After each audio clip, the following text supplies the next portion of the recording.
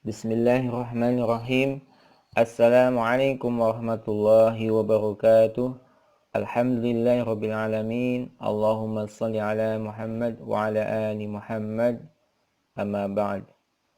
Baik, untuk pertemuan di kesempatan kali ini kita akan mengkaji tentang hakikat haji. Haji merupakan ibadah yang dilakukan tahunan, yaitu mengunjungi ke Baitullah, yaitu rumah Allah Subhanahu wa taala di Mekah, kota suci umat Islam, dan kewajiban bagi setiap umat Islam yang diwajibkan minimal satu kali dalam seumur hidup bagi yang sudah mampu melaksanakannya, baik itu mampu secara fisik, finansial, maupun secara spiritual gitu ya. Jadi secara fisik berarti memang ibadah haji memang diperlukan fisik yang kuat dan memiliki materi finansial atau bekal untuk melakukan perjalanan sampai menuju ke Baitullah, dan tentunya adalah dengan memperhatikan keluarga yang ditinggalkannya pula. Ya, jadi bukan berarti kita haji kemudian mengorbankan keluarga kita yang ditinggalkan dengan kelaparan, dengan tidak diberikan misalnya seorang suami, yaitu nafkahnya. Jadi ibadah haji merupakan rukun Islam yang kelima setelah syahadat, sholat, puasa, dan syahadat, sholat, zakat, puasa, dan yang berikutnya adalah haji. Dan haji ini merupakan pertemuan atau silaturahim yang besar bagi seorang muslim, karena bertemunya seorang muslim sedunia, ya. Dan haji ini merupakan ibadah yang tadi sudah saya sebutkan harus memiliki fisik dan finansial, ya, yaitu istita'ah. Dan seorang muslim yang memenuhi syarat ini disebut dengan mustati', ya, sudah mampu. Haji ini adalah termasuk ibadah yang sebenarnya sudah dilakukan oleh umat-umat sebelum kita, Nabi Muhammad SAW, ya. Jadi sejak Nabi Ibrahim alaihissalam dan putranya Ismail alaihissalam, ini merupakan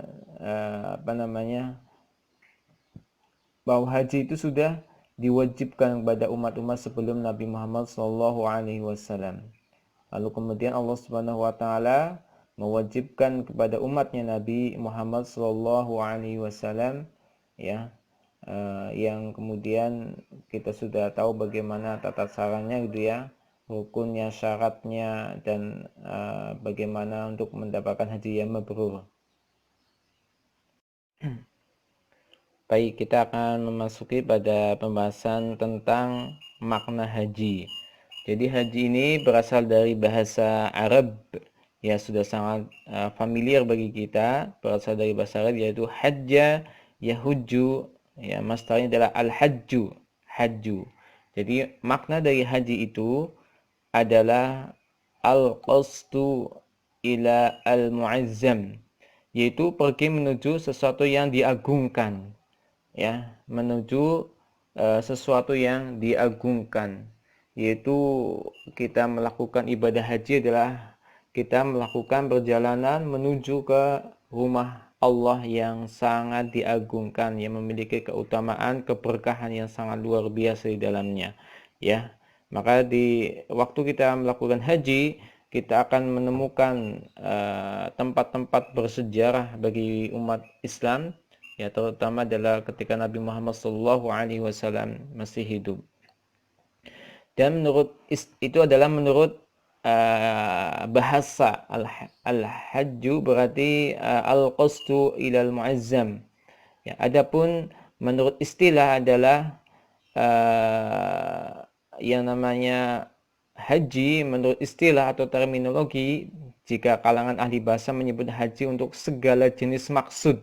Jadi segala maksud tujuan melakukan perjalanan secara umum dianggap itu adalah haji. Ya, tetapi dalam masalah ini, dalam hal fikih, mengkhususkan hanya untuk meniatkan datang ke Baitullah guna menunaikan ritual-ritual peribadatan tertentu. Jadi menurut Ibnu Al-Humam, haji adalah pergi menuju Baitul Haram untuk menunaikan aktivitas tertentu pada waktu tertentu. Memang sudah ditentukan ya, tata caranya sudah ditentukan kapan waktunya. Maka inilah haji menurut istilah dan menurut bahasa. Kemudian bagaimana hukumnya haji? Jadi ibadah haji ini merupakan ibadah yang wajib bagi setiap muslim yang mampu. Lalu siapa itu yang dikatakan mampu? Maka di sini Allah Subhanahu wa taala berfirman, A'udzu billahi minasyaitonir rajim. Fihi ayatun bayyinatun maqamu Ibrahim wa man dakhalahu kana amina. Walillahi 'alan nasi hajjul baiti man istata'a ilaihi sabila. Wa man kafar fa innallaha ghaniyyun 'anil 'alamin. Ya, coba Anda perhatikan ayat yang dikasih tanda merah, walillahi, yang mengerjakan haji adalah kewajiban, 'alan nasi, bagi manusia, hijjul baiti man istata'a ilaihi sabila, yaitu bagi orang yang sanggup mengadakan perjalanan ke Baitullah. Lalu kemudian istita'ah atau kesanggupan haji itu dinilai dari berbagai macam aspek. Siapa sih orang yang sudah memenuhi syarat wajib haji gitu ya? Yang sudah diwajibkan untuk melaksanakan haji, maka yang pertama adalah dia harus sudah mampu secara finansial. Ya, tadi sudah saya jelaskan ya, secara finansial. Kemudian yang kedua adalah sehat. Sehat untuk melaksanakan ibadah haji. Jadi tidak menjadi syarat harus sehat secara sempurna memang. Yang penting tidak memiliki halangan kesehatan untuk melaksanakan ibadah haji. Meskipun ada orang yang cacat misalnya begitu ya, dan tidak mengancam kesehatan sakitnya gitu ya. Maka ini juga kategori bahwa dia adalah orang yang sehat ya. Sehatnya tapi tidak sempurna. Kemudian yang ketiga adalah keamanan. Jadi keamanan ini terjamin, ya, harus terjamin, baik dalam perjalanan maupun selama berada di Mekah. Misalnya di Mekah sedang ada peperangan, gitu ya, atau kita menuju ke sana, kemudian di tengah perjalanan ada bahaya, maka ini tidak menjadi wajib. Atau misalkan di negeri kita ada sedang tidak aman pun tidak menjadikan haji itu menjadi wajib. Misalkan kondisi sedang perang di negeri kita atau terjadi kerusuhan dan luar biasa ini. Kemudian yang keempat adalah adanya transportasi ya yang memadai ya, baik itu melalui jalur udara, laut maupun darat ya. Sekarang sudah dimudahkan. Nah, ini yang berikutnya, yang kelima adalah kuota ya. Jadi kalau kita mau haji tapi belum memenuhi, kita sudah habis kuotanya ya, maka ya belum wajib haji. Kita sudah mampu secara finansialnya, sehat, transportasi, keamanan, tapi kita harus menunggu jadwal kita untuk dipanggil oleh Allah Subhanahu wa taala ke Baitullah. Ya, kemudian yang berikutnya adalah tidak ada halangan syar'i. Ya, tidak ada halangan syar'i. Misalnya ada orang yang tua yang sudah uzur, atau keluarga yang sakit yang tidak bisa ditinggal, atau halangan lainnya yang dibenarkan oleh agama.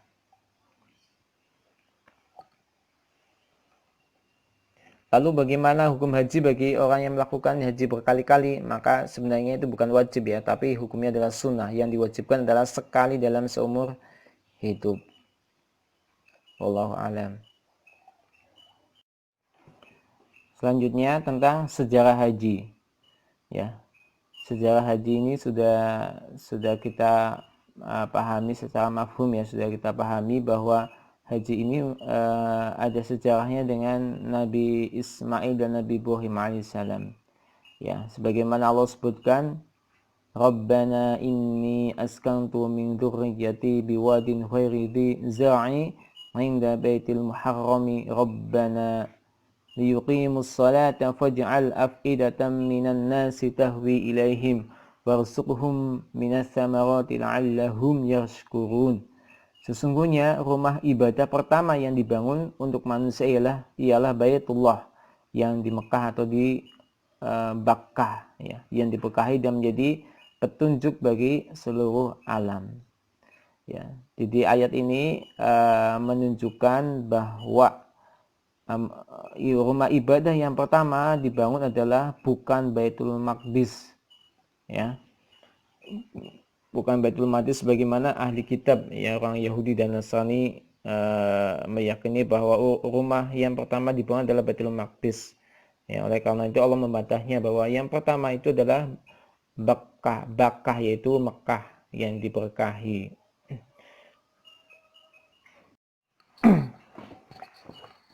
Jadi Ka'bah adalah rumah ibadah yang pertama dibangun pada masa Nabi Adam alaihissalam. Namun kemudian hancur karena adanya banjir pada masa Nabi Nuh alaihissalam. Kemudian dilanjutkan oleh Nabi Ibrahim atas perintah wahyu dari Allah Subhanahu wa taala. Jadi Allah Subhanahu wa taala memerintahkan kepada Nabi Ibrahim alaihissalam untuk membangun kembali Ka'bah yang telah hancur. Kemudian Allah Subhanahu wa taala juga mengkisahkan atau menceritakan tentang hal ini, ya. Wa idz yarfa'u Ibrahimul qawa'ida minal baiti wa Ismail Rabbana taqabbal minna innaka antas samiul alim. Dan ingatlah ketika Ibrahim meninggikan fondasi, ya, sedang membangun Baitullah, ia bersama dengan anaknya yaitu Ismail berkata, Rabbana taqabbal minna, ya Tuhan kami, terimalah amal dari kami berdua yaitu Ibrahim dan Ismail, innaka antas samiul alim, sesungguhnya engkau lah yang maha mendengar lagi maha mengetahui. Ya, dan juga Nabi Ibrahim juga berdoa nih, subhanallah, doanya terkabul sampai sekarang nih, ya. Rabbana waj'alna muslimaini laka wa min dzurriyyatina ummatan muslimatan laka wa arina manasikana wa tub alaina innaka antat tawwabur rahim.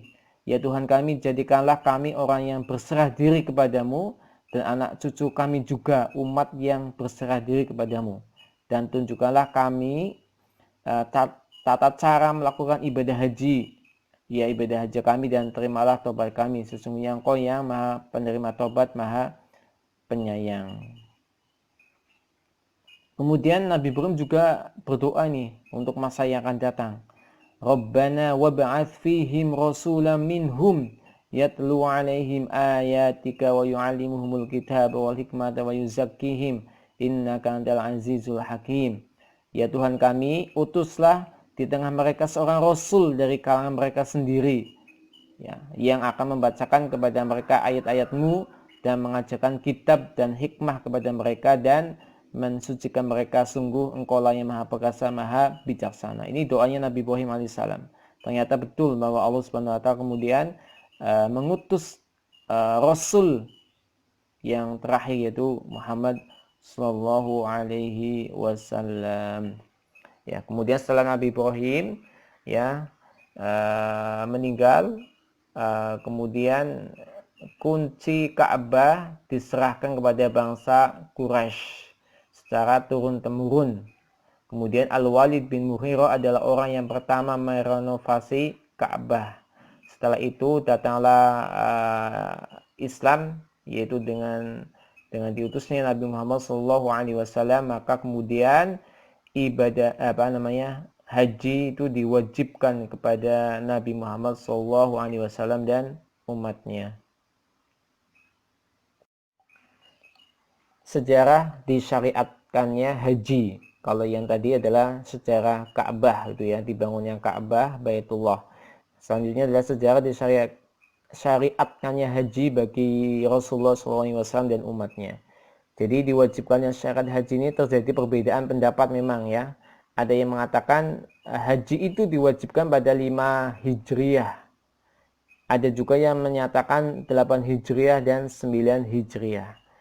Kita ketahui bahwa Nabi Muhammad SAW itu melakukan hijrah dari Mekah ke Madinah. Maka Nabi Muhammad SAW pada saat tinggal di Madinah, ya, awal mula maka itu adalah pada tahun 1 Hijriah.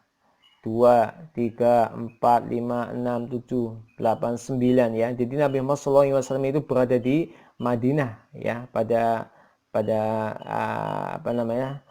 kurang lebih 10 tahun. Ya, 10 tahun di Madinah. Ya. Jadi ibadah haji itu turun pada saat Nabi Muhammad SAW itu ada di Madinah. Ya.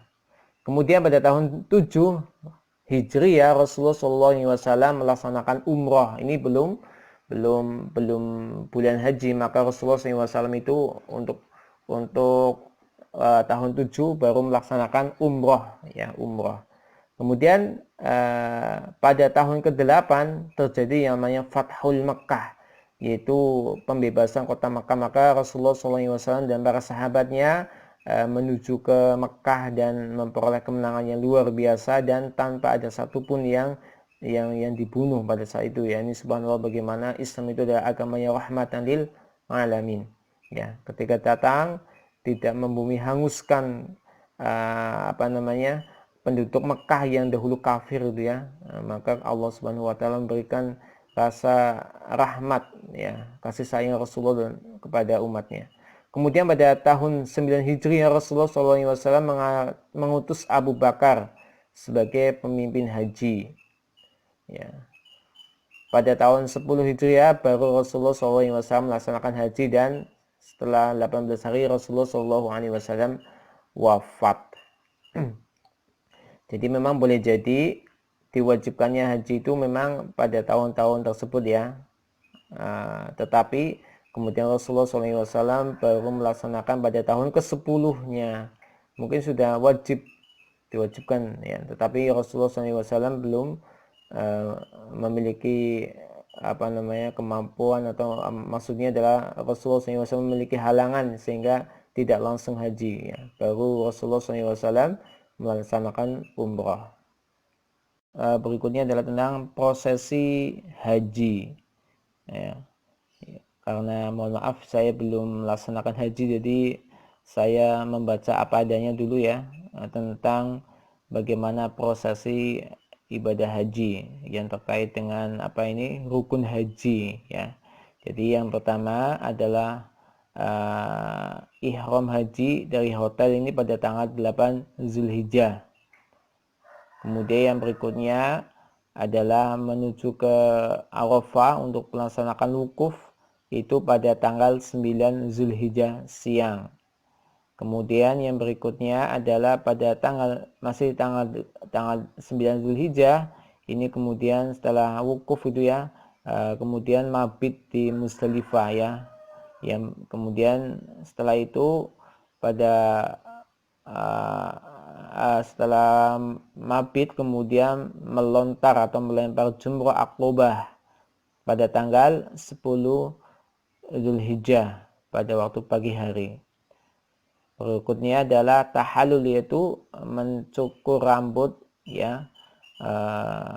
Kemudian setelah itu adalah mabit di Mina pada tanggal 10, 11, 12 dan 13 Zulhijjah. Kemudian yang berikutnya adalah melontar jumrah ula wusta aqobah ini pada tanggal 11, 12 dan 13 Zulhijjah. Dan yang berikutnya adalah tawaf ifadah dan sa'i tahallul akhir. Ini tahallulnya ada dua ya, dari tahallul yang awal, kemudian yang berikutnya tahallul yang akhir. Setelah itu kemudian tawaf wada, yaitu sebelum meninggalkan Ka'bah. Kemudian sedikit tata cara wukuf ya dalam ibadah haji. Jadi wukuf ini merupakan ibadah yang penting sekali ya. Jadi wukuf adalah rukun haji yang harus dilakukan seluruh jamaah haji. Jika tidak mengerjakan wukuf di Arafah artinya tidak mengerjakan haji. Maka orang yang sedang sakit pun harus dibawa ke sana ya. Tapi di situ sudah insya Allah sudah ada tempat-tempat yang memang khusus bagi orang yang sakit ya. Kemudian bahkan ada yang sampai dibawa ke sana membawa mobil atau ambulan dan sebagainya. Ya, jadi dimulai dengan mendengarkan khutbah wukuf ya. Kemudian dilanjutkan dengan sholat jamak takdim, pengumpulan dua sholat misalnya yaitu sholat zuhur dan asar dilaksanakan pada waktu sholat zuhurnya ya, karena jamak takdim. Kemudian wukuf dapat dilaksanakan dengan berjamaah atau sendirian. Nah, kemudian memperbanyak istighfar, zikir, doa sesuai dengan sunnah Rasulullah SAW. Wanita yang sedang haid pun nifas boleh ikut wukuf. Kemudian diperbolehkan wukuf dalam keadaan tidak suci dari hadas besar atau kecil. Ya, tentunya yang suci adalah lebih utama. Kemudian mensafir wukufkan bisa dilakukan kepada jamaah yang sakit dengan didampingi oleh petugas. Kemudian tentang hikmah haji ya. Jadi banyak sekali ya hikmah yang dapat kita ambil. Di antara dalam menyaksikan tempat kelahiran Nabi Muhammad SAW ya. Jadi kita tahu ya sejarah tempat kelahirannya Nabi Muhammad SAW. Kemudian yang kedua dalam menyaksikan Ka'bah dan Mekah ya. Jadi kita teringat akan keberkahan Al-Khalil, yaitu kekasih Allah Nabi Ibrahim alaihissalam, dan juga putranya serta ibundanya di Arafah, mengingatkan pertemuan antara Adam dan Hawa. Kemudian mengandung unsur status kehambaan dan kesahajaan di hadapan Sang Khalik. Kemudian adanya persamaan antara umat Islam, tidak membedakan antara bangsa-bangsa gitu ya, antara kulit putih, kulit hitam, ya orang yang berbadan besar dan kecil gitu ya. Maka ini adalah pelajaran hikmah yang sangat luar biasa yang kita ambil, bahwa Islam itu adalah agama yang memberikan kebebasan, yang memberikan adanya persamaan, tidak membeda-bedakan ya, menggunakan satu pakaian ihram itu semuanya sama, tidak presiden, tidak rakyat jelata, itu semuanya memakai pakaian yang sama. Kemudian menyempurnakan rukun Islam, menyiratkan kekuatan efektif bagi kesatuan suara umat Islam. Jadi kita tahu ya betapa besarnya umat Islam itu. Kemudian sebagai pawai akbar, kerumunan massa yang sangat besar.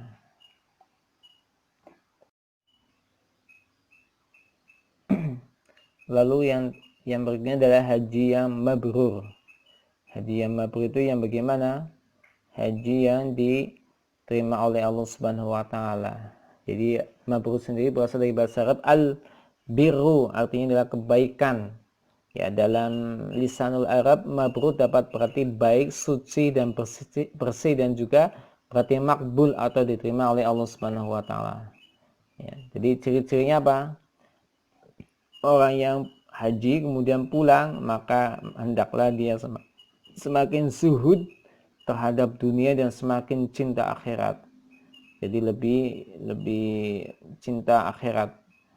Ya, kemudian yang berikutnya adalah hubungan vertikal dengan Allah itu lebih baik, dan juga hubungan horizontal ya, yaitu dengan sesama manusia ya, secara sosialnya itu semakin baik ya, sesama manusia, dan tutur katanya semakin santun. Ini adalah beberapa ciri dari haji yang mabrur. Haji yang mabrur itu balasannya tidak lain adalah surga. Wal hajju mabrur laisa lahul jazaa'u illal jannah. Dan haji yang mabrur tidak ada balasan yang pantas baginya selain surga. Ini hadis Bukhari. Jadi orang yang haji tentunya adalah ingin mendapatkan yang balasan yang ini, yaitu surga. Lalu apa sih makna spiritual haji bagi kehidupan sosial?